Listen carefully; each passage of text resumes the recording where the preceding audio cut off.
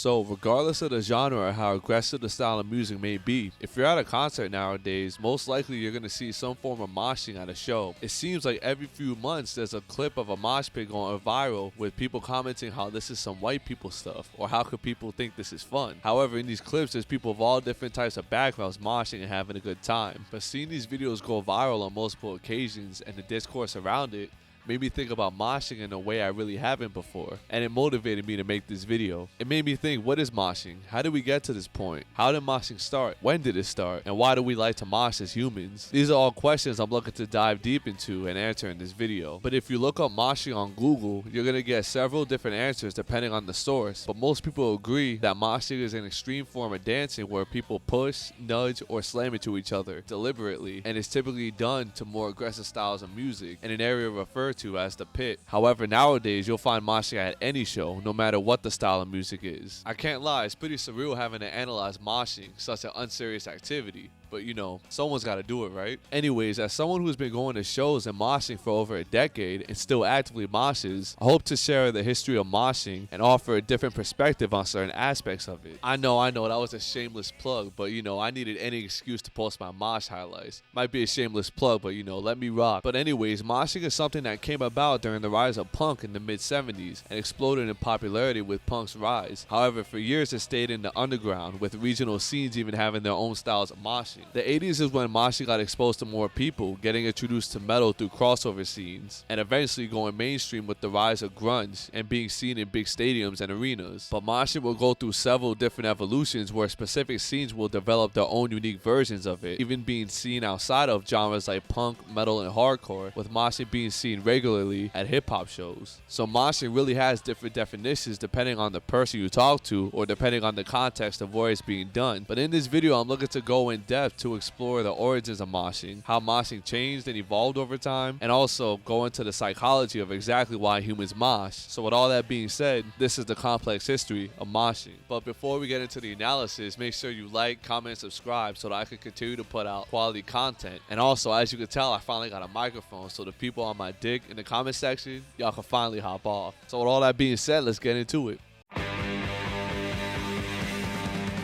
Punk changed everything, and this is not at all an overstatement or an exaggeration. Before punk and after punk are two completely different worlds, musically and culturally. Bands like the Sex Pistols, the Ramones, the Clash, and the Damned would give music a much needed adrenaline boost with their raw energy and attitude. With the emergence of punk, the landscape of music changed forever, and there was a sense of freedom that came along with it. Of course, you had labels dictating things behind the scenes on a bigger level, but punk's complete abandonment of tradition and an emphasis on a do-it-yourself or a DIY ethos was liberating. This rejection of mainstream sensibilities and traditions manifested itself in the faster, more abrasive music. Also in other ways too, like with the lyrical themes, the way people in the punk scene dress with piercings, tattoos, colored hair, and of course, their style of dancing. This is what led to moshing being a mainstay at concerts for decades to come. An early precursor to moshing was a dance called the Pogo. The Pogo was a dance that was done at these early punk shows, mostly in England. This dance has been characterized as, quote, a dance where crowd members would jump up and down while holding their arms beside them. They would hold their arms tightly against their body, almost looking like, might I say, a pogo stick. Some people compare this dance to a box of pens being shaken, which visually I could definitely see. But according to the documentary on the Sex Pistols called The Filth and the Fury, the pogo was apparently created by Sid Vicious himself as a way to mock the fans who went to Sex Pistol shows while not really participating in the wider punk movement, basically as a way to make fun of posers. As seen in different cases, like with people speaking in slang in an ironic way, eventually the pogo would start being done in an unironic way, being adopted by the wider punk movement. Whether or not this is the true origin of the dance is highly debated, but regardless, the pogo became highly associated with the burgeoning punk scene, and soon, different variations of this dance started to emerge. Some people would thrash around while doing this, bumping into people around them, while others will flail their limbs, or even spin around while jumping up and down. This form of dancing became a regular occurrence at punk shows, but the pogo would quickly become a relic of the past, as newer ways of moshing and moves in the pit would outshine the pogo and become the preferred way of moshing at punk shows. Basically, as punk would spread and bands from different areas began to create their own interpretations of punk, fans would also start to create their own interpretations of moshing as well, and things would really start to change as the 80s rolled around.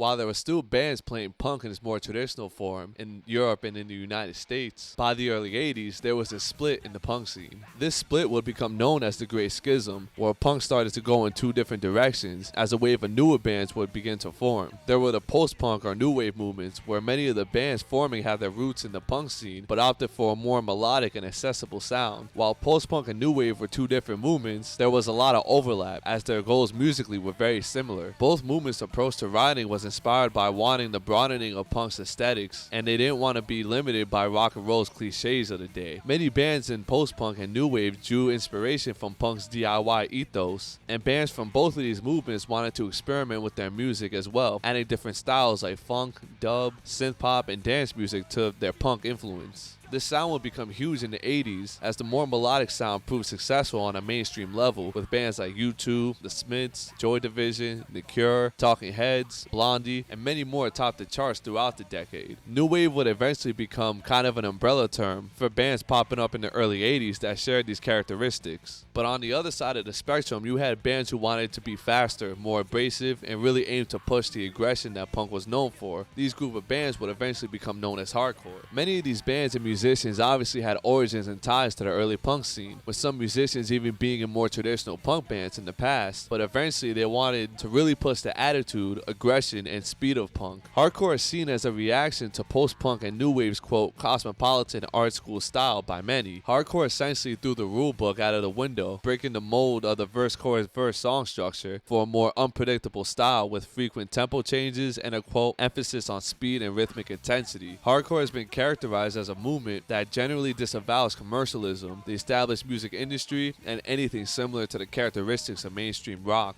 Bands heavily influential to the rise of hardcore include Black Flag, Fear, Bad Brains, Agnostic Front, Germs, Dead Kennedys, DOA, Discharge, The Circle Jerks, and many, many more. This raw intensity would be seen in hardcore bands' approach to making music and the vocals, as the singing was more of a scream or a shout as opposed to traditional singing, and of course, the way fans dance to the music. As discussed before, with the rise of punk, the precursor to moshing called the Pogo would soon be phased out, and to match the even more intense sound of hardcore, moshing would really begin to form. Before I get into the specifics, I want to say that the word moshing apparently comes from the vocalist of DC hardcore band Bad Brains HR. Now HR would speak in a sort of faux Jamaican accent on stage, as his family was Jamaican. One of the ways HR used to hype up the crowd was to say mash it to Babylon, and some members of the audience interpreted what he said as mosh it, and thus the style of dancing to hardcore music was referred to as moshing, and that name just stuck. Now it's said that hardcore started in the Southern California scene, and that's where moshing as we know it really started to take shape. The style of moshing in California would become known as slam dancing, which is characterized as a modified version of the pogo, adding even more physical contact into the mix, like pushing and shoving others around you. But very quickly there'd be new developments in moshing, and soon everyone will have their own unique styles. The Huntington Beach strut, or simply the HB strut, is actually known to be the original form of slam dancing, which would be characterized as, quote, strutting around in a circle, swinging your arms and hitting everyone within reach. The Circle Jerks logo and the logo for crossover thrash band DRI perfectly shows the style of the HB strut. When speaking on the inception of slam dancing and the HB strut in the book American Hardcore, A Tribal History, vocalist and bassist of hardcore band Fear would say, quote, right around the time of our first album, around 1981, it changed from the pogo bullshit into the real slam stuff. Pogoing was just jumping up and down. It was less interactive, more benign. The focus changed from Hollywood towards the beaches, and the idea of speed and the slam pit had its birth. We started playing as fast as you could fucking think, and the crowd would just go as berserk, pounding the shit out of each other in the pit. It was all good sportsmanship, and all about working up a good sweat. This perfectly exemplifies how moshing's change was a response to the fast and abrasive style that these new hardcore bands were playing. Also how moshing started to change, getting more interactive and aggressive to match the music. The Southern California scene was also where they actually started to refer to the area where people would mosh as the pit. A good amount of the crowd participated in moshing, but as seen today, not everyone moshes, and people in the back on the sides would just watch the band and the madness go down. One important thing to note is obviously this was a time before phones, and not a lot of people knew about this new scene, so in these times, the word would spread through the means of tape trading, sending letters, and word of mouth. So as other hardcore scenes started to pop up in places like New York, Boston, Washington, D.C., and Seattle, each of these scenes will have their own specific way of doing things and their own regional style of moshing. But the way moshing started to spread across the nation is something that truly amazes me. So as discussed before, during these times, there were no phones, so information spread a lot slower. So when D.C. banned the Teen Idols, toured, and stopped in California, this was the first time they had seen that type of reaction and movement at their shows. The band were absolutely amazed seeing slam dancing for the first time, and when they got home, they introduced the practice to the Washington, D.C. scene. But when this scene started to mosh, their style has been characterized as more spastic and chaotic, with DC being known for their excessive stage diving, which leads to my next point. Now, during this time, all the regional scenes took part in stage diving, where it became a mainstay in hardcore as seen today, where stage diving is more commonplace. Stage diving was another layer of hardcore's ethos, that being the rejection of commercialism and mainstream sensibilities. The late 70s and early 80s was the peak of arena rock, as pointed out in VH1's documentary on moshing back in 2002. This was where the godlike musicians played their flashy and intricate solos to the awe of the fans below them. Hardcore strictly rejected this notion, as the crowd and the band were seen as one, and stage diving was just an extension of this. But sometimes this could get in the way, as people would flood the stage knocking into mic stands, unplugging instruments, and overall just doing too much sometimes. This is even a problem today, but I'll get into that a little later. But as more people were exposed to slam dancing and the act of moshing began to travel across the United States, more scenes began to add their own flavor to slam dancing, making it their own. The Boston hardcore scene saw a good amount of this, as their style of slam dancing began to be known as the Boston thrash. The Boston thrash was the most prominent style in the Boston hardcore scene in the early 80s, and was essentially the same as traditional slam dancing, instead adding punching below the neck into the mix. Another mainstay in the Boston scene was the pig pile, which was just absolute insanity. The pig pile could be characterized as, quote, involving one person being pushed to the ground and others beginning to pile on top of them. And seeing videos of this left me in awe, like they really used to get down in the 80s. But as the decade would go on, moshing would begin to get more exposure, with more people participating in the hardcore scene and eventually other genres adopting the practice too.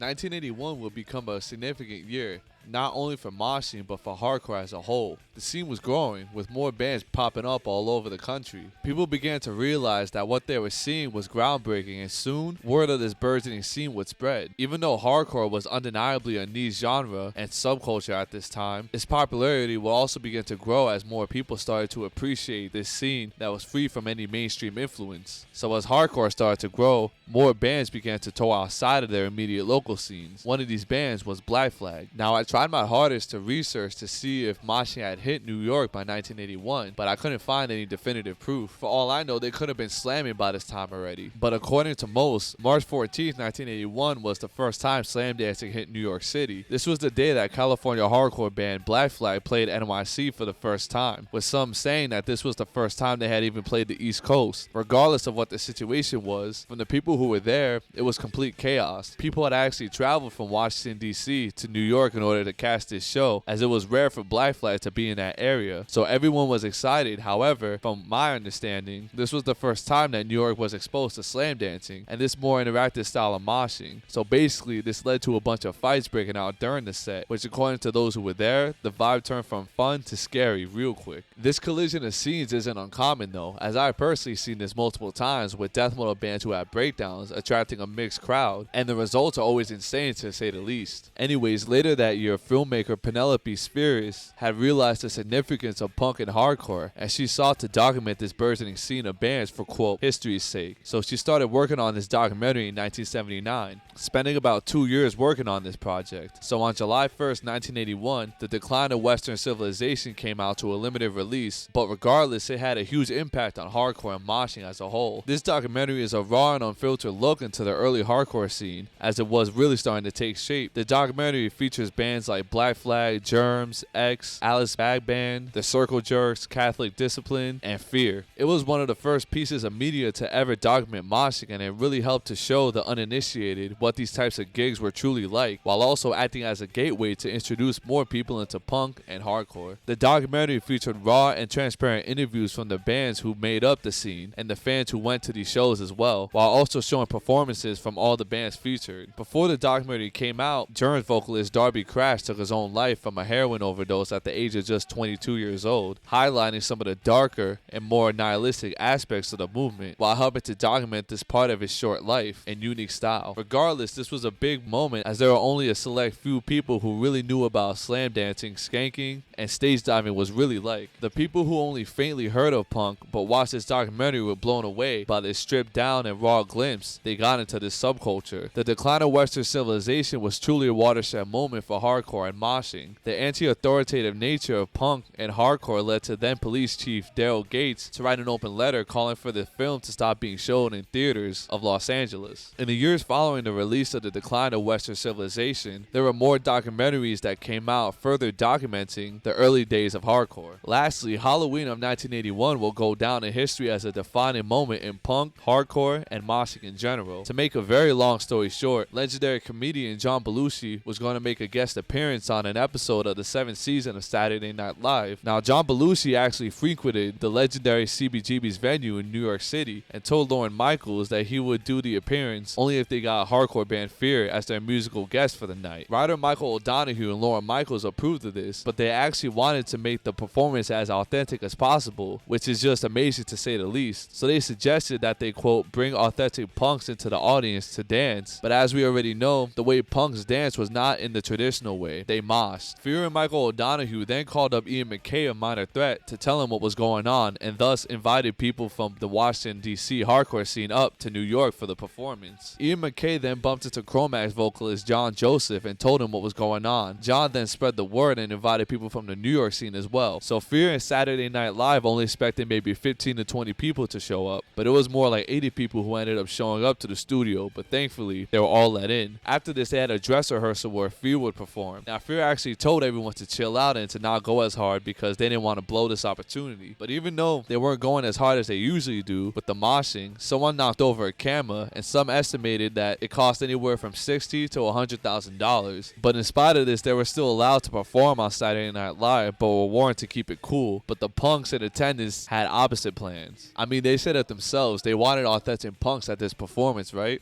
So once they actually started performing, it was just pure chaos, the type of chaos that you would actually see at a hardcore show, except it was on live television for the whole country to see, which was the very first time a lot of people were exposed to moshing. As expected, there was slam dancing, stage diving, skanking, and all the things you would typically see at a hardcore show of the day that went down that night. You also saw mic stands getting pushed over, people bumping into each other on stage, and swinging their arms like crazy. It's said that fights broke out between the New York people and the DC people, which makes a lot of sense as they come from different scenes and have a different way of doing things. The microphone actually ended up in the crowd, and Ian MacKaye yelled out "New York sucks," which as a New Yorker myself kind of had me offended, but whatever. But in spite of all the chaos and pandemonium going down, Fear got through 2 songs uninterrupted. But as they were beginning their last song, someone on stage was about to throw a pumpkin into the crowd since it was Halloween. He actually ended up doing it, but right before he did, the producers panicked and cut the footage. They say it was the first time in 30 years that NBC cut to dead air, all because of some moshing, and the backlash was absolute insanity, with the media running with the story of these punks invading Saturday Night Live and causing all this damage, even overestimating the damage,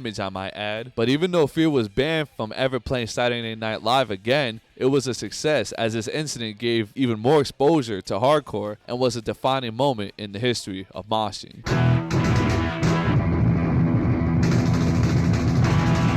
As the 80s progressed, more hardcore scenes started popping up, and in particular, New York would develop their own unique style of moshing. Now, it is highly debated exactly when and how their style of moshing developed, but most agree that the New York style of moshing developed in the early 80s. The New York hardcore scene would pioneer their own style of moshing called hardcore dancing, with some referring to this as throwing down. Now, hardcore dancing has had the most staying power out of any style, as the HB strut and Boston thrash would eventually be phased out, while hardcore dancing is still being done today. Now, hardcore dancing is characterized as a, quote, term that covers multiple styles of moshing, including windmilling, two-stepping, floor punching, picking up pennies, axe handling, bucking, and wheelbarrowing. Now, personally, I've seen windmilling, spin kicks, two-steps, floor punching, and picking up the change at my time going to shows, but I've never seen axe handling, wheelbarrowing, or bucking before. I might just be a youngin' and those moves were probably done before my time, but for any of the old heads out there, comment below whether or not people were doing those moves back in the days. But it's also said that traditional slam dancing was still done at these early New York hardcore shows, but many people opted to hardcore dance instead, not really skanking and going around in a circle too much. Also, I would like to add that according to hardcore band Terror on Twitter, they were told by George Marauder, quote, "We were the first to do that karate shit in the pit. We fucked with martial arts and had to do what we knew in the pit to keep all these big skinhead motherfuckers off of us." Which makes a lot of sense because Bruce Lee and martial arts was huge at this time and specifically had a big influence in hoods across America, especially in New York as seen with the Wu-Tang Clan. Some even say that hardcore dancing was in part influenced by b-boying or breakdancing, as in the 80s this style of dancing was still an important piece of hip-hop, and hip-hop culture was everywhere in the city at that time. A very close family member of mine was actually a part of the scene in the 90s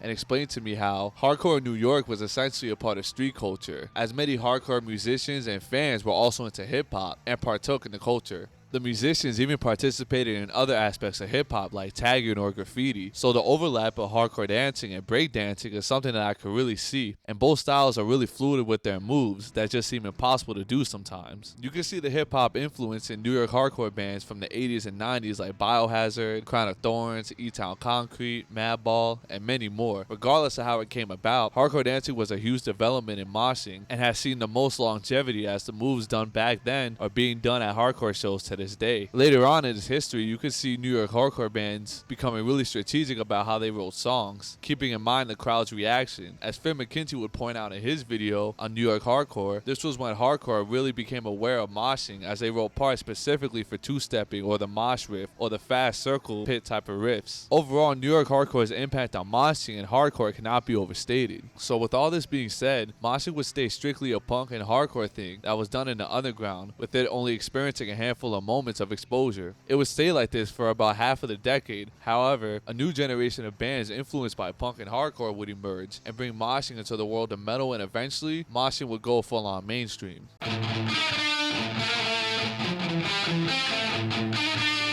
The sheer impact of punk on culture, fashion, dancing, and music really cannot be overstated, as we are still feeling it today. There are over a dozen styles of music that are heavily influenced and derived from punk, and one of those genres was thrash metal. Many future thrash musicians attended hardcore shows and deeply loved bands like Minor Threat, Black Flag, and the Circle Jerks. They were influenced by the speed, intensity, and overall attitude of punk. They also took influence from punk and hardcore's rejection of anything mainstream, and the more abrasive nature of the music had a big influence on thrash metal's musicians' approach to writing songs. On the docuseries Metal Evolution from VH1, guitarist of the band Testament explained, quote, "For me, musicianship was really important. You really didn't have great guitarists in punk. You didn't really have great musicians in punk either. You had great songs. But as a musician, I wanted to do more, and it seemed that thrash provided the opportunity to apply the musicianship that I worked so hard on to the attitude of punk." While thrash musicians were heavily influenced by punk's attitude, they were also influenced by the musicianship of the new wave of British heavy metal bands from the early 80s, with bands like Judas Priest, Iron Maiden, Merciful Fate, and Motorhead. The new wave of British heavy metal bands were influenced by the early metal bands like Black Sabbath and added more speed, but in a different way than punk speed. Their attitude was a lot more technical, so while they were playing these fast riffs, the musicianship was top notch, as they had a level of dexterity in their playing that was never really seen before. So the thrash bands blended these two key influences and made a style that was even faster and arguably more abrasive than punk.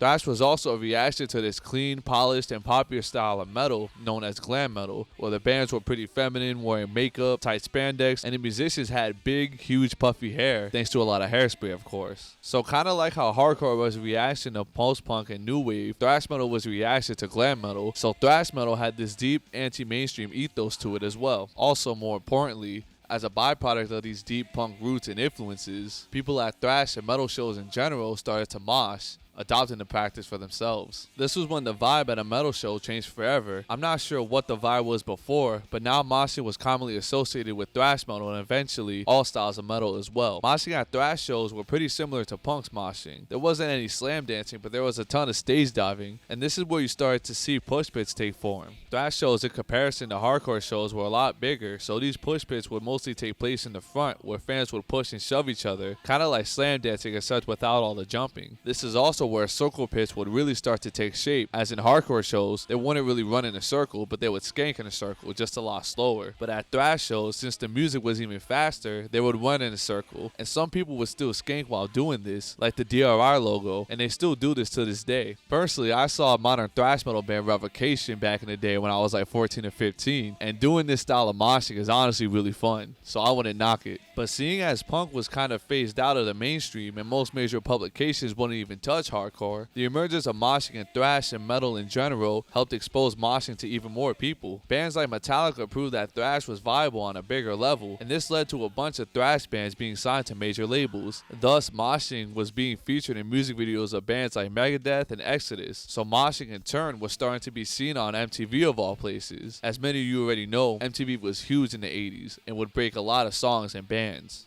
Also, metal was so popular in the 80s that it was even a high school archetype. Like in high school during the 80s, you would have the popular kids, the nerds, the jocks, and in the 80s, you would have the burnout kids who would skip school, smoking weed under the bleachers and listen to Judas Priest or Metallica or something. You could even see this in the coming-of-age movie, The Breakfast Club. I bring all this up to say that even though the thrash scene was still pretty underground with an emphasis on community like hardcore, as thrash grew in popularity, you had normies coming into the mix too, starting to mosh but thinking you could get away with anything without knowing the unwritten rules of it, which I'll get into a little later. Some say this is when you start to see the bully mentality get into moshing, where people would just do it to prove how tough they were. Regardless, thrash metal was huge in the exposure of moshing, and most people understood that moshing was just about the fun of it. So overall, thrash made metal shows a lot more fun at this time. The success of thrash was a direct link to getting more kids into more extreme forms of music and moshing, acting as a gateway for kids of that generation and making them want to join in on the fun of moshing. While the thrash movement was in full swing, local venues like Ruthie's Inn in the Bay Area would become a hotspot for this burgeoning scene, and this venue did not care if you were punk, hardcore, or thrash. They let anyone play. This would lead to these mixed genre shows being booked. As thrash metal was a mix of punk and new wave of British heavy metal, there were bands forming who had the same set of influences but leaned more towards punk instead of metal. This may be a little confusing to some, but this heavier influence of punk would lead to the crossover thrash movement. Crossover bands would play both punk shows and metal shows. In some cases, you had straight up punk bands playing with metal bands. Like, it must have been surreal to be there in that time, because that was the first time something like that has ever happened. I say all this to say that these mixed genre shows did a lot for moshing and helped metal fans explore more styles of moshing as well. Bands like SOD, DRI, and Suicidal Tendencies really helped grow the crossover movement. SOD had a song called Milano Mosh, and Anthrax had a song called Caught in a Mosh too, which spread the word further about moshing as it entered into the cultural zeitgeist of the 80s. These mixed genre shows did a lot to show metalheads the original way of moshing with slam dancing as well. Also, fans of hardcore got to see the way metalheads got down as well. It was just a full-on collision of styles that was completely unheard of at this time. But this collision overall did a lot for moshing. Funny story, when my brothers and I first started going to shows and moshing, my mom warned us about getting caught in the crossfire of one, as she got caught in the middle of a mosh pit in the 80s at a thrash show. But that really didn't deter us from getting in on the fun, but I just thought that was worth mentioning. But thrash metal's rising popularity did a lot for the exposure of moshing, introducing even more people to the practice, making metal shows way more fun in the process. But soon, moshing would go full on mainstream with Lollapalooza and the grunge explosion of the 90s.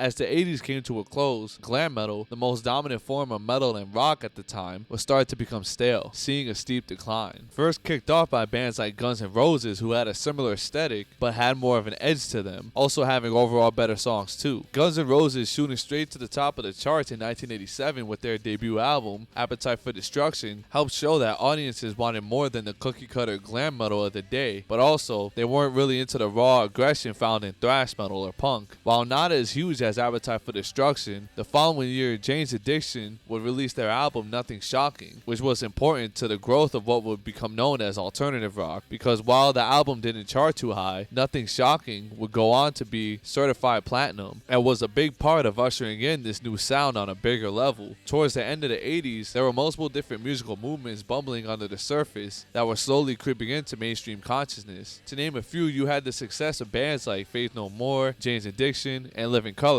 that showed that you didn't have to have big hair and be in a glam metal band to see success. But I'd like to note that at the time there were multiple different musical movements coexisting at the same time, like funk metal and college rock, among others. Fans were hungry for something new, original, and different. Labels, radio stations, and MTV would all pick up on this. So this would lead to alternative rock and metal seeing a new level of exposure and opportunity. These bands would combine punk, rock, and metal in a way that was never really seen before, and truthfully, alternative rock is a movement that covers a diverse amount of bands with at times completely different styles, with some bands having a more accessible sound, blending catchy hooks with heavier riffs, while other bands were being more experimental with their songwriting approach. Some bands even lean more towards industrial, metal, hardcore, and even hip-hop, and those bands would be referred to as alternative metal. With alternative rock beginning to see major traction, bands started being seen more and more on MTV, and a bunch of bands were getting picked up by major labels. Jane's Addiction vocalist Perry Farrell decided to start his own festival filled with alternative bands, giving them an even bigger platform. He would call this festival Lollapalooza, and the first one was held in 1991. That year would feature bands like Jane's Addiction, Susie and the Banshees, Living Colour, Nine Inch Nails, Ice-T and Body Count, Butthole Surfers, and Rollins Band. Lollapalooza was instantly a huge success, as it is now seen as a watershed moment for both alternative rock and moshing. The festival had a unique blend of bands as well, also having rapper Ice-T on it too. The fest had booths with different non-profit organizations and political movements, which I think may have been the first time something like this happened. The success of Lollapalooza really proved how much potential alternative rock and metal had on a bigger level, and just a few months later, Nirvana would drop their groundbreaking album Nevermind, which propelled them and the whole alternative movement to new heights. I bring up the rise of alternative, grunge, and Lollapalooza because it was huge for the development of moshing, as MTV filmed the first Lollapalooza, and the clips that were seen by the whole country were filled with moshing, crowd surfing, and stage diving. Even if the moshing scene at this festival was more tame in comparison to hardcore and metal's way of doing things, the festival gave more people a glimpse into moshing and made them want to join in on the action.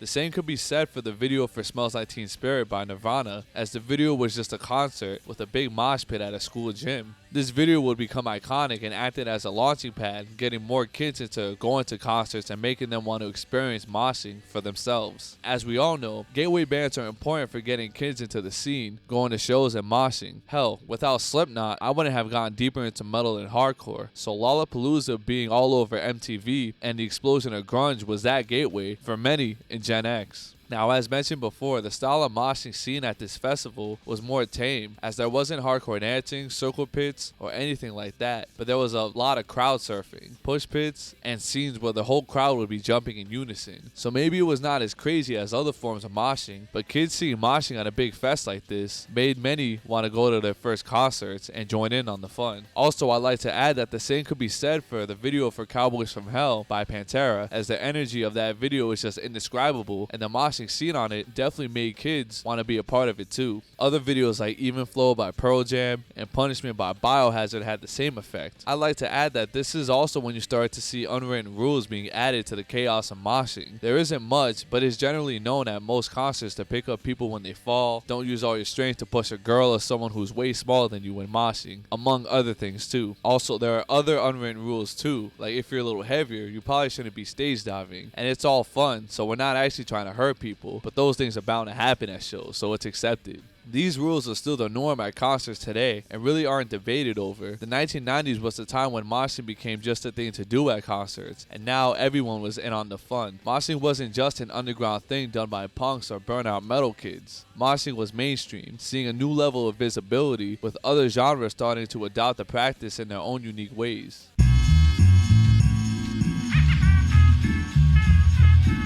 Now we're going to switch lanes real quick and talk about how moshing got into the world of hip-hop. But first, I'm going to have to give you guys a little bit of context. While moshing was seeing a new level of exposure due to the grunge explosion and festivals like Lollapalooza being seen all over MTV, surprisingly, moshing would start to be seen in other genres, including hip-hop. Hip-hop in the 90s too would start to reach new heights with the success of Dr. Dre's The Chronic in 1992, topping charts and being seen everywhere at this time. Hip-hop was being made all over the country, like on the West Coast and the South, but hip-hop was created in New York, so they would still have a lot of pull in the hip-hop world. However, in spite of this, West Coast hip-hop, G-Funk, and gangster rap was a dominant force that would bring hip-hop to a higher level. So due to this, people started to see New York hip-hop as declining, as their style was seen as old and played out. In spite spite of this, New York would come back swinging, and a new guard of artists would help revitalize East Coast hip-hop. See, hip-hop is very regional, with their style of rapping and production being a reflection of where the rappers and producers are from. That's why G-Funk had this chill, laid-back vibe to it, because it was a reflection of sunny California. New York City, on the other hand, was grimy and wasn't what it is now. Mayor Giuliani would eventually fix up the city in the late 90s, but before he did, New York City was still a concrete jungle, seeing the effects of urban decay. This environment led to New York's equivalent to gangster rap being a lot more hard-hitting and aggressive when compared to their West Coast counterpart, with some even calling the East Coast style of gangster rap hardcore hip-hop. To name a few, acts like Wu-Tang Clan, Mobb Deep, Nas, and Gang Starr helped to propel this movement and keep New York relevant in hip-hop. So to bring this all together, it was actually the hardcore hip-hop movement that would bring moshing into hip-hop. So with the hard-hitting beats and the aggressive style of rapping, it was essentially natural to mosh to this iteration of gangster rap. Onyx's song Slam from 1993 was pivotal in fully bringing moshing into hip-hop, as that was essentially the whole theme of the song and music video. Moshing could be seen all over the video, and hardcore band Biohazard were even in the video, as both groups were from Queens. Shout out to Queens, man. So after this, moshing was in full swing in hip-hop, with moshing being seen at shows of artists like Cypress Hill, Wu-Tang Clan, MOP, and Busta Rhymes, among others too. All artists who have a more hype sound with more hard-hitting beats. Now with all that being said, moshing in hip-hop is a lot more reminiscent of traditional slam dancing. With the hard-hitting break loops, it was more fitting to jump up and down, pushing and shoving to each other as this form of moshing. I feel like with moshing in hip-hop, there's a lot less risk of injury, as I personally got to a bunch of hip-hop shows, and it's a different vibe from hardcore and metal shows, and just a lot of fun too, just in a different way. This is the way moshing would exist in hip-hop till this day, as you can see this at shows from artists like Injury Reserve, Playboi Carti, Ken Carson, Travis Scott, and Death Grips, among others. Moshing at hip-hop shows are mostly done with artists who generally have more hype and energy, but now moshing is just the norm at hip-hop shows. I say hype because you're not going to see moshing at a Common or Black Star show. Like, let's be serious here. But while editing, I remember that moshing in hip-hop did exist before Slam by Onyx, but it was an exception, not the rule. Beastie Boys started as a punk band, but before becoming the boundary-pushing act they're known for being, with License to Ill, they were more of a rock and hip-hop hybrid, more focused on partying and having a good time. So with this mix of styles at their shows, there was moshing at their shows. Also, Public Enemy saw people moshing at their shows for the first time when touring with Ice-T, which I could definitely see, as even today, Public Enemy has some of the hardest-hitting hip-hop records I've ever heard. Jumping to a little later, Anthrax and Public Enemy would join forces for the remix of Bring the Noise, which was a pivotal moment as it would make hip-hop and metal collabs a lot more common, leading to mixed genre tours and compilations filled with these mixed genre songs. This exposed hip-hop heads to moshing and made them inspired to start doing it themselves. This interest in mixing genres would lead to bands like Rage Against the Machine making waves, and this would eventually culminate in the nu metal movement of the late 90s, which played a big role in moshing becoming more aggressive in the mainstream, but also played a part in the incident of Woodstock 99 that would end in a riot, causing a ton of discourse surrounding moshing and its safety or lack thereof. It's just one of those days. By the time the mid to late 90s came around, the key bands in grunge either had broken up, got on a hiatus, or had key members tragically pass away. Now, alternative rock was still a force in the mainstream, but many of the bands who topped the charts were considered post-grunge, meaning they were inspired by the original grunge bands, but didn't add much to make them unique. Also, a response to the darker themes and events that took place in grunge, alternative rock in the mid to late 90s was a lot more accessible, with catchy earworm choruses as seen with bands like Collective Soul, Third Eye Blind, and Foo Fighters, among others. These bands weren't bad by any means, they just took a less abrasive approach to songwriting. So as the decade progressed, there was a need for something more aggressive on a mainstream level. Metal and hardcore were both thriving in the underground, with no desire to go mainstream, so a new crop of bands would emerge that would blend the intensity of extreme metal, the catchy choruses of alternative rock, and the groove of hip-hop. This genre would become known as nu metal. Bands like Korn, Limp Bizkit, Slipknot, and Deftones helped propel nu metal to a mainstream level. This was the movement that really captured what the youth of the time were looking for. Grunge really wasn't what it once was, and cookie cutter pop was at an all-time high, with boy bands being everywhere. Nu metal was a great balance of accessibility, groove, and abrasiveness, so it's easy to see why nu metal got as big as it did. Interest in blending hip-hop and metal goes back to the late 80s, as the melting pot of California helped to shape nu metal, as the musicians were just as much hip-hop heads as they were metal heads, and had a very diverse taste in music. Of course, the bands that made up the genre had varying styles, with some having an emphasis on blending hip-hop and metal, while others seemed to take influence from more extreme forms of metal. I bring all this up to say that nu metal's more extreme influences were reflected in the moshing on a mainstream level. While they didn't go as far as hardcore dancing or stage diving, as many of the venues had barricades, the moshing did visually become more aggressive when compared to the moshing seen in the early years of Lollapalooza. Also, nu metal being this force on a mainstream level attracted more, normies into the mix, and this was reflected in the moshing, and some say that this caused a shift in the moshing.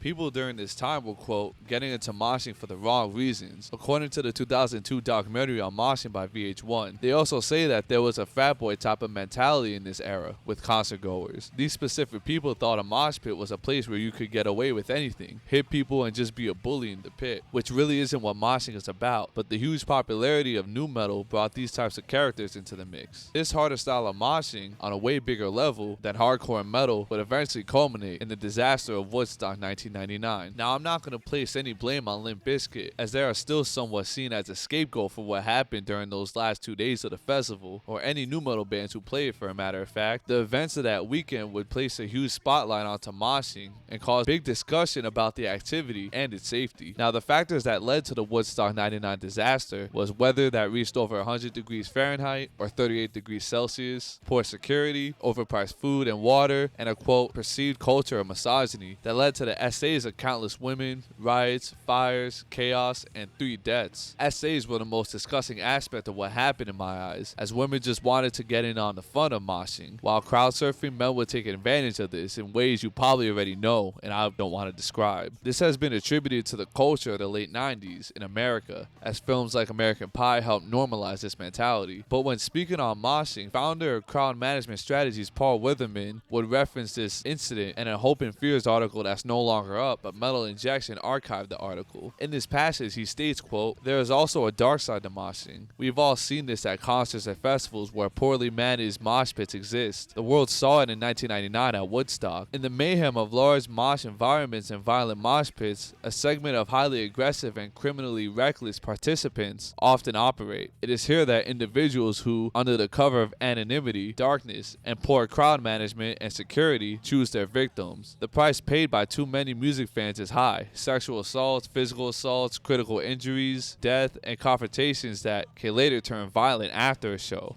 This insight really pointed out how opportunistic predators got during this incident, and how the mismanagement really gave people the impression that they could get away with this activity. The main reason why I bring all this up is after the disaster that was Woodstock 1999, the discourse around what happened wasn't around the organizing shortcomings of the venue or festival, but instead the media decided to focus on moshing and the perceived lack of safety around it. The VH1 documentary is a great source of what people felt after Woodstock 1999, as it was made only 3 years after everything went down. People at the time would associate mosh pits with the disaster, and thus felt nervous when seeing a crazy mosh pit on a bigger level, thinking something similar could happen. As time would go by and the wider culture would change, moshing was no longer associated with the disgusting behavior that took place on Woodstock 1999. Moshing would prevail for decades to come, but I would like to add that in the wake of this incident, people began to become more critical of moshing and the dangers around the activity, as many people would suffer injuries to the head, getting black eyes and bumps, injuries to the face, neck, arms, and body. People even began to tragically die due to head injuries when attempting to stage dive or falling while crowd surfing. The Smashing Pumpkins had an incident in 1996 where a fan in Ireland was tragically trampled to death, and Billy Corgan would begin to speak out on moshing, not wanting it at their shows. Older musicians were also upset because they felt like moshing was taking attention away from the artist, which is honestly so cringe in my opinion, but that's how people felt. I could personally attest to the risk involved in moshing, because when I was 14 and saw the band The Dillinger Escape Plan live in 2013, I almost got trampled when the vocalist made his way into the crowd and everybody ran towards him. I fell and was on the floor for what felt like ages until I got picked up, and everything was good after that. I bring up this personal story because these things do happen and the discourse around the safety of moshing is necessary, but as moshing became more popular, that's when these discussions really really started. But while the rise of moshing on a mainstream level increased conversations surrounding it, moshing was quietly thriving in the underground hardcore scene across the world. While moshing started to see a new level of visibility with Lollapalooza, grunge taking over, and nu metal hitting the mainstream, moshing was still thriving in the underground, with hardcore and the onset of extreme metal.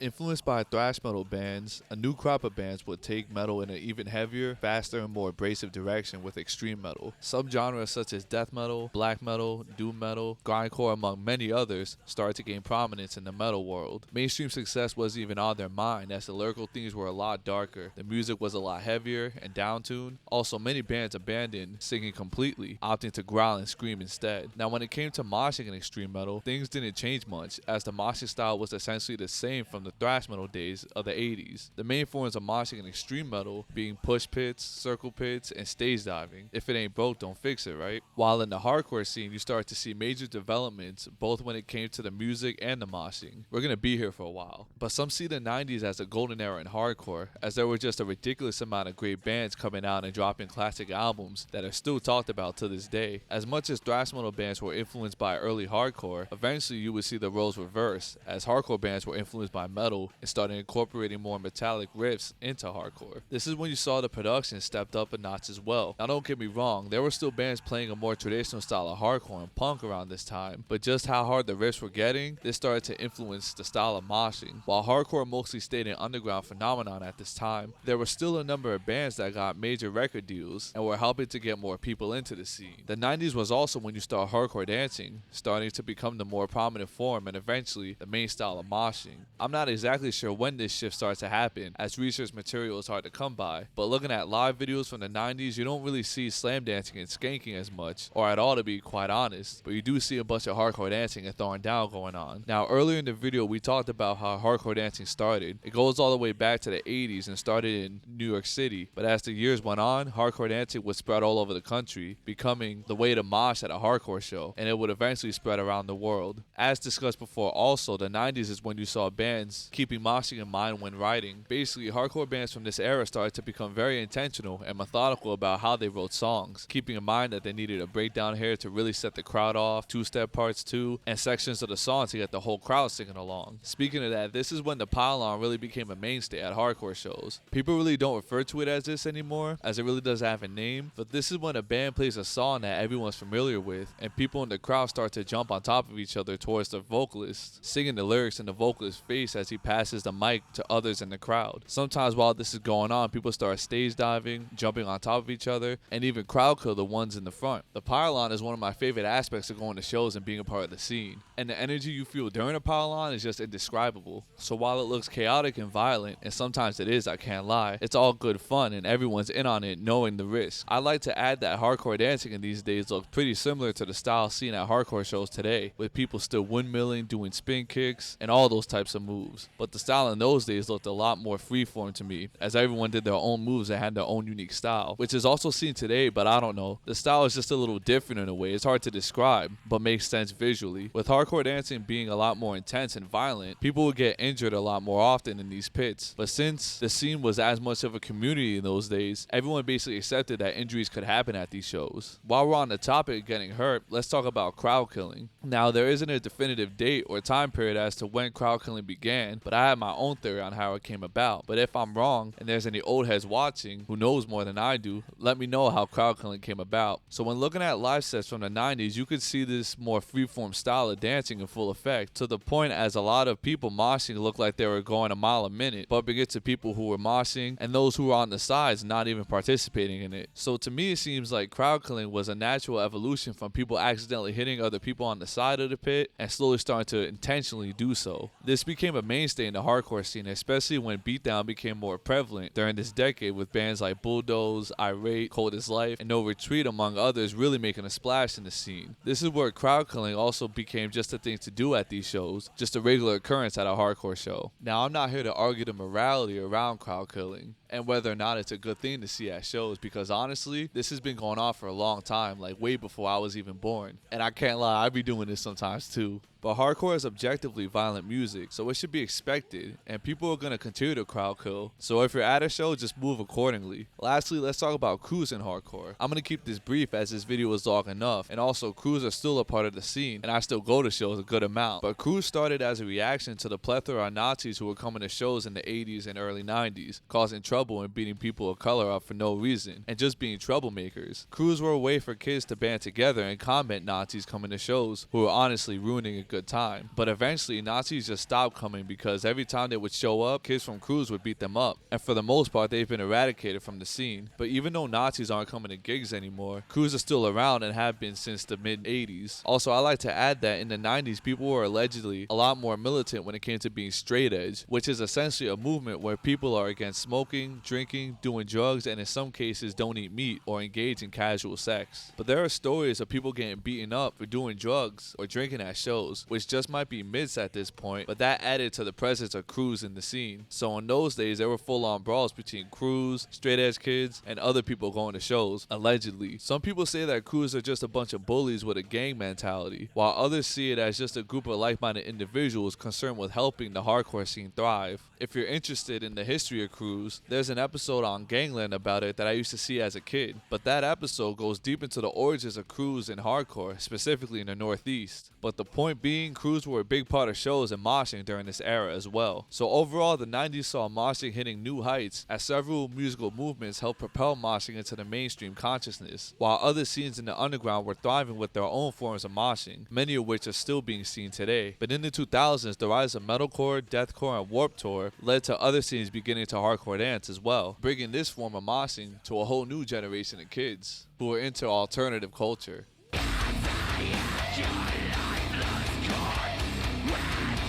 Just like with grunge and glam metal before it, nu metal's popularity would eventually fade on a mainstream level, with interest in other subgenres of rock and metal taking its place. There was still plenty of diversity in rock, but during this time a lot of bands opted to have catchy and more anthemic songs. But in the 2000s, emo would become the dominant form of rock, but it actually took a while for emo to really break, as the genre stretches all the way back to the mid-80s and stayed relatively unknown throughout the 90s, and also has its roots in punk and hardcore. But it was huge in the underground, with many classic albums coming out during that time period. It wasn't until the early 2000s when emo would finally make its way into mainstream consciousness, topping charts and soon making its way into popular culture, as it was more than just a music genre, being a cultural movement. With the rise of bands like Jimmy Eats World, Dashboard Confessional, Taking Back Sunday, Brand New, and The Used, among others, emo would go from an underground phenomenon to a cultural staple, and its influence would begin to be felt everywhere. Emo kids was even its own archetype in the high school hierarchy, as they had their own unique style and way of doing their hair, which was a look that was unmistakable. I say all this to say that emo taking over as the most prominent form of rock meant that record labels started to pay closer attention to not only the emo scene but neighboring scenes as well. Record companies started to take more chances and sign more bands who played the same or similar style in hopes to find the next Jimmy Eat World or Taking Back Sunday. This was all really the catalyst for getting a new generation of kids into rock and alternative culture, and helped boost the popularity of other subgenres too. Also, Warped Tour really helped to capture this moment in time, as even though the festival has been around since the mid-90s before emo would really take over, the festival gave these bands a place to shine, and it helped to expose a new generation of kids to moshing and hardcore dancing. But emo becoming the most prominent form of rock in the 2000s would help the exposure of other scenes, especially metalcore and deathcore, which would further the evolution of moshing in metal. Just like emo, metalcore has its origins in the hardcore scene, going back to the late 80s, and thrived in the hardcore scene during the 90s, as at first metalcore was just hardcore with more metallic riffs. Metalcore was still very much a part of the hardcore scene, especially with bands like Earth Crisis, Poison the Well, Seven Angels, Seven Plagues, Prayer for Cleansing, Sky Came Falling, and Disembodied all playing metalcore while being a part of the hardcore scene. Labels like Victory Records and Trustkill really helped to develop this thriving scene. These bands played hardcore shows, but as the 2000s rolled around, their own distinct scene would start to form, as bands like Shadows Fall, Killswitch Engage, Lamb of God, As I Lay Dying, and Misery Signals would gain popularity. So essentially, a metalcore scene separate from hardcore would begin to form. Also, deathcore in particular had a growing and thriving scene, with even their own sense of style, as people would wear snapbacks, basketball shorts, and DC shoes. It may be cringe to some to look back on, but it was a look, man, like you just had to be there. Some early deathcore bands like Job for a Cowboy even went viral on MySpace and early YouTube.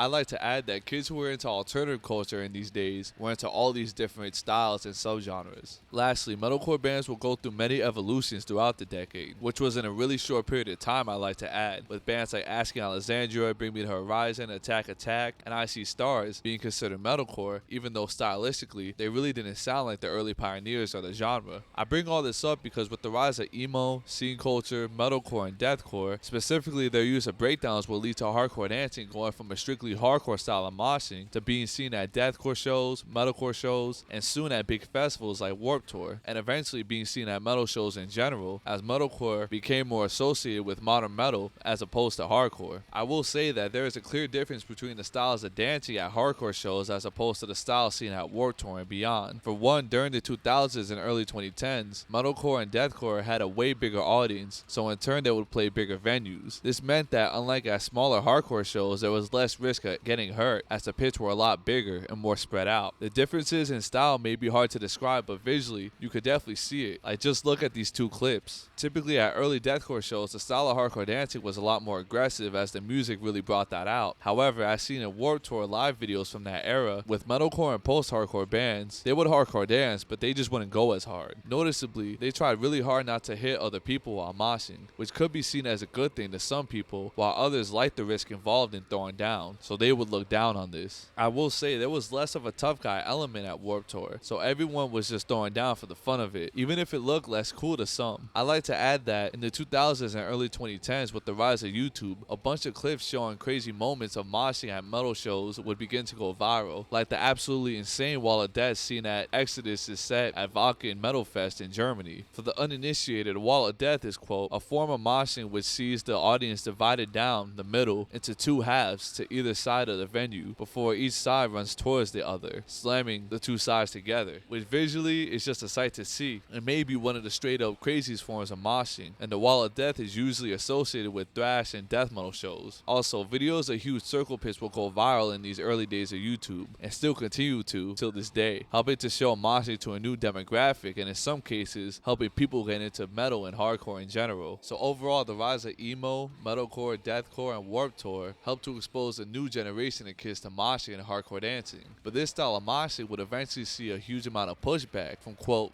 true metalheads.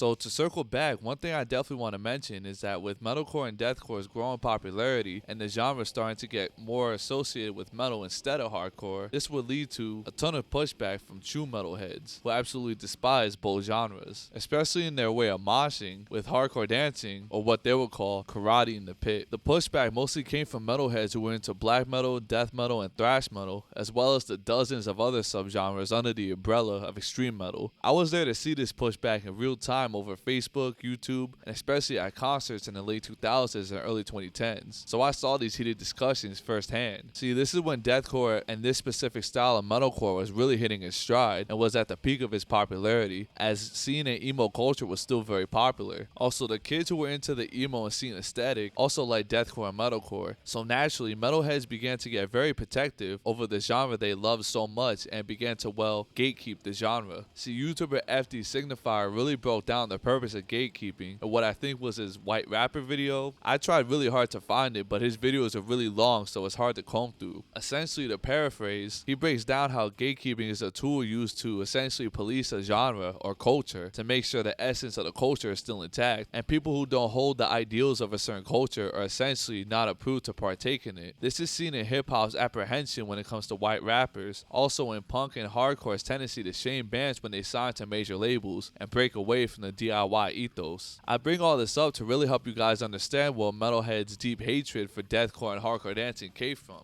They saw hardcore dancing as stupid, corny, dangerous, and not at all the correct way to mosh, and they saw deathcore as a, quote, bastardization of true death metal. Infidel Amsterdam's video on deathcore, all the way back in 2010, really helped to show this sentiment that metalheads had towards deathcore and metalcore. Essentially, there was a discussion about deathcore being the evolution of death metal, and he explains why he believes this isn't true. Now, he doesn't completely shit on deathcore, but he felt that an evolution should be an improvement, and since deathcore wasn't good in his his eyes, it shouldn't be considered the evolution of death metal. People in the comments expressed their own points of view, saying that evolution is just a natural change, and that's what deathcore is. Now, the YouTuber did say that people should just listen to what they like, but he definitely wasn't a fan of the genre. I bring up this video because these were big discussions going on all the time about deathcore, hardcore dancing, and its place in metal. Some bands like Despised Icon didn't even want to be associated with the subgenre. You even saw bands like Havoc and Municipal Waste making shirts against hardcore dancing. Big genre tours like Summer Slaughter began to pop up, and you would see traditional metal moshers clashing with deathcore kids. Whenever they saw hardcore dancing, they would just push them out of the pit or even stop them from doing it in general. Personally, at Summer Slaughter 2014, it was surreal to me seeing people trying to hardcore dance to band Dying Fetus, while they got pushed and shoved by more traditional metalheads. The whole thing was like one big fight, and it was pure chaos,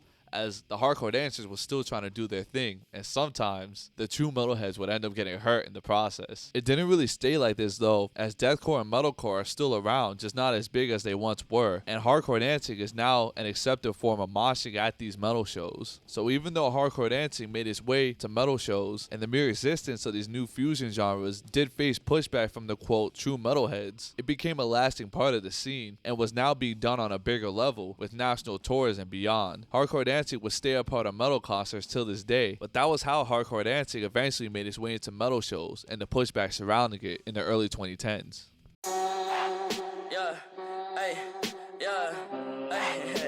So with the major developments in moshing being seen throughout the 70s, 80s, 90s, and 2000s, moshing in our modern era really hasn't changed much, and is just seen as a part of any concert experience, no matter what the genre is. Metal still sees push pits, circle pits, stage diving, and the occasional wall of death, while hardcore still sees dancing at a high level, with all these crazy moves being associated with it. Hip-hop has also seen a big resurgence of moshing at their concerts in the 2010s, that was spearheaded by the forward-thinking collective Odd Future, that was led by Tyler the Creator. Their ethos was about being different, left field, and alternative. Everything about them was a breath of fresh air, as hip-hop was coming out of the bling and ringtone era that was becoming stale by this point. They did things their own way, and this was reflected in their music, style, fashion, and especially at their live shows. Their live shows had energy that wasn't really seen at hip-hop shows before them. As many people pointed out, it had a metal energy to it that just added to their hype at the time. Matter of fact, the early 2010s saw a litany of forward-thinking hip-hop acts like Danny Brown, the whole ASAP Mob, Flapper Zombies, and Travis Scott, who all encouraged moshing at their shows, especially Travis Scott, who became infamous for his crazy live shows, even facing major pushback due to multiple incidents going down at his shows. See, I was really into alternative culture, but started to get more into hip-hop in high school.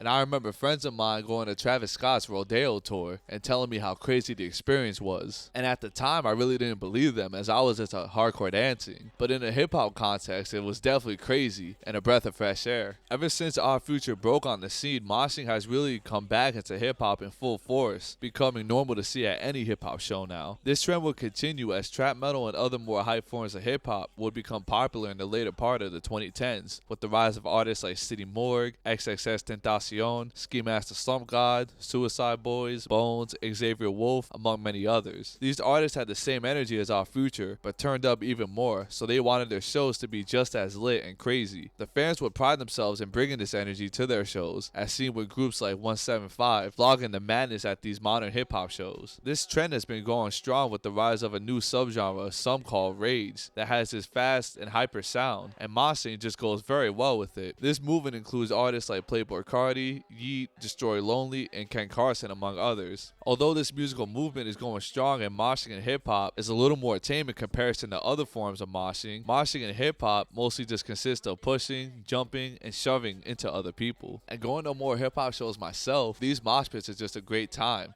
And unlike hardcore, you really don't have to worry about getting hurt or like kicked in the face or something. But someone blamed rage culture and moshing at hip-hop shows as a cause in the Astroworld disaster that happened in 2021 that led to 10 deaths and over 300 injuries. This would lead a big discourse surrounding moshing in hip-hop and its safety that was reminiscent of the discourse seen after the disaster of Woodstock 1999. Although the events that happened that night were tragic, ever since this happened, hip-hop artists have taken extra precautions at their shows to ensure the well-being of concert goers. I like to add that personally, going to several bigger hip-hop shows, seeing artists like JPEG Mafia, Tyler the Creator, Injury Reserve, and Brockhampton, people tend to bum rush the stage as a crowd surge has been a problem at hip-hop shows for a while. At hip-hop shows, as soon as artists starts playing, everyone tends to bum rush the stage, pushing to the front, and in turn, people get crushed and it's really hard to breathe. I saw JPEG Mafia about a week before the Astroworld tragedy took place, and literally the same thing happened, as everyone was trying to push their way towards the front, but it was just on a way smaller scale. Like when this happened, it was so difficult to breathe since everyone was pushing their way towards the front, and a girl even fainted right in front of me, which was just crazy to see. I bring up this personal story because this was a problem for a while, and the Astroworld tragedy just really amplified it. While Travis Scott could have admittedly done more, and the fans climbing on top of the ambulances were just wilding and being stupid, putting the blame on moshing and rage culture just wasn't entirely fair. So in spite of that tragedy, in the 2010s, moshing made a big return to hip-hop, with the concerts just being a lot more fun and engaging because of it. To me, it looks like it's gonna stay a major part of hip-hop shows, and it's amazing to see. Now for the past, I want to say maybe 20 years or so, hardcore has been going strong in the underground with a litany of great bands, as well as highly regarded albums dropped. The hardcore dancing scene today is pretty similar to the moshing being seen at shows in the 90s. Moves like spin kicks, backswings, windmills, two-stepping, and other moves are still being done today, with each individual person having their own unique style, with my personal style being based. However, the COVID pandemic of 2020 really changed everything for everyone, with most of us being relegated to staying inside due to various lockdown policies. We were spending a lot more time on social media and on our phones. This directly helped the rise of TikTok, as it was around before the pandemic, but started to rise on a fast level after it. TikTok would have a major impact on the music industry as a whole, with various songs that went viral on TikTok eventually becoming smash hits in their own right, and this phenomenon is still being seen today. TikTok's impact on music isn't just seen with genres like pop, hip-hop, and electronic, but with other genres of music too, including hardcore, with several videos going viral on the app, including the infamous Hardway two-stepping clip at This Is Hardcore 2019. Hardcore is definitely going through a bit of a boom period right now, with a whole bunch of new people getting into the music and starting to go to shows, which is a good thing, but could also come with some repercussions. Side note, you even see big festivals like FYA, This Is Hardcore, LDB, and Sound of Fury among others drawing hundreds of people from all over the world, which is just incredible to see. You even see bands like Knock Loose and Turnstile getting millions of plays on Spotify. I bring all this up because although it's a great thing that the hardcore scene is getting a new level of visibility, you also see people coming to shows thinking you could just act a fool and go crazy. You even see the phenomenon that people on Twitter have called main character syndrome at shows, which is when someone does something at a show with the intention of going viral. I remember the vocalist of Regulate getting his leg grabbed multiple times at a show after telling people to be careful as he just had leg surgery, or the person who runs the Hate 56 YouTube channel getting his camera grabbed at a show. I forgot what band this happened to, but some girl tried to grab the bass and play someone's instrument during a set, and due to this she literally got kicked off the stage. But also you even see people crawling on stage before stage diving. There's so many more incidents that I could list off, but this is a new occurrence that started happening within the past few years, and I've been going to shows now for a long time and I've never seen anything like this before. So although this doesn't have too much to do with moshing itself, I thought this was very important to bring up, as some of the new people getting introduced to hardcore just aren't upholding the ideals of the genre, or maybe they don't even care to learn. I don't want to turn this into a whole gatekeeping discussion, as new kids getting into hardcore is a great thing. All I'm saying is that collectively, we need to make sure that the core fundamentals of this culture is being upheld. So honestly, say something if you see some crazy stuff, and Twitter outright shaming people who act extra at these shows definitely helps too.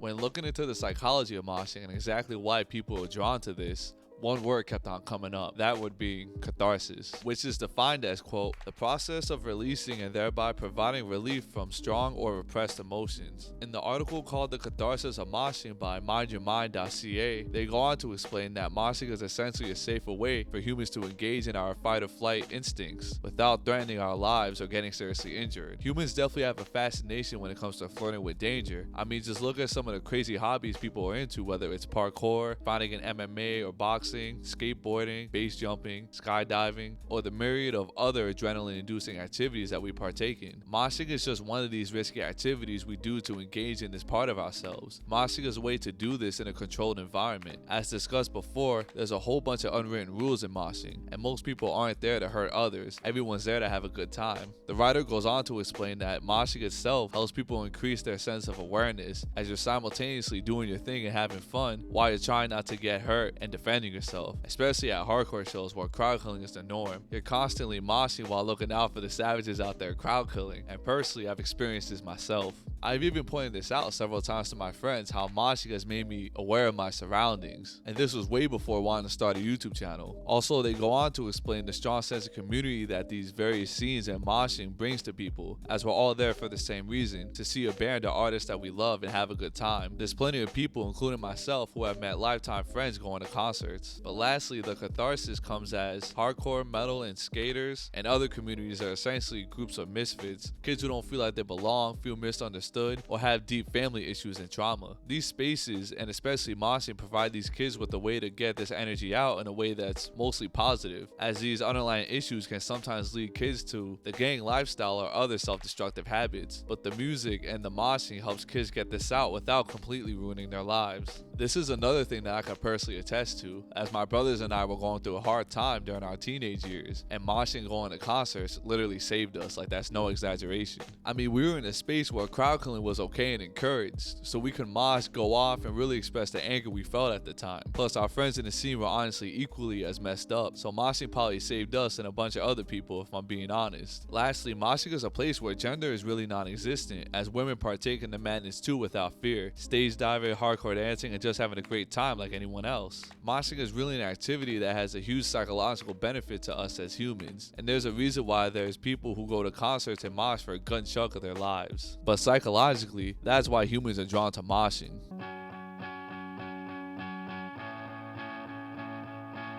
The history of moshing is a deep one that goes back to the inception of punk and hardcore, thriving in the underground for over a decade until other genres started to get in on the fun, adopting the practice themselves, with thrash metal being one of the first to do so. Eventually, with the rise of alternative culture, Lollapalooza, and bands like Nirvana blowing up, moshing would go from a thing done at small clubs and venues to being seen on a larger scale all over the world. Also, hip-hop would get in on the fun too, with acts like Onyx and Cypress Hill encouraging moshing at their concerts, a form of moshing that consists of pushing, shoving, and jumping to fit the booming beats of that era. During this time, abrasive music was hitting its peak in the mainstream, so as moshing was associated with rock and metal, it was also associated with the wider youth culture in the 90s. Moshing was still thriving in the underground at this time, especially in hardcore, as dancing became the most prominent form of moshing. But eventually, with the rise of metalcore, deathcore, and warped tour, hardcore dancing would be seen on a bigger scale, introducing a new generation to moshing and the riskier form of it in hardcore dancing. Moshing in hip-hop would even make a big return with acts like Odd Future, Travis Scott, Flapper Zombies, and Injury Reserve, helping it to become a mainstay in the genre. So in spite of all the musical evolutions that have taken place since the mid-70s and moshing's inception, moshing has stayed a crucial part of the concert-going experience. No matter how people mosh or what genre people are moshing to, the act of moshing is clearly here to stay.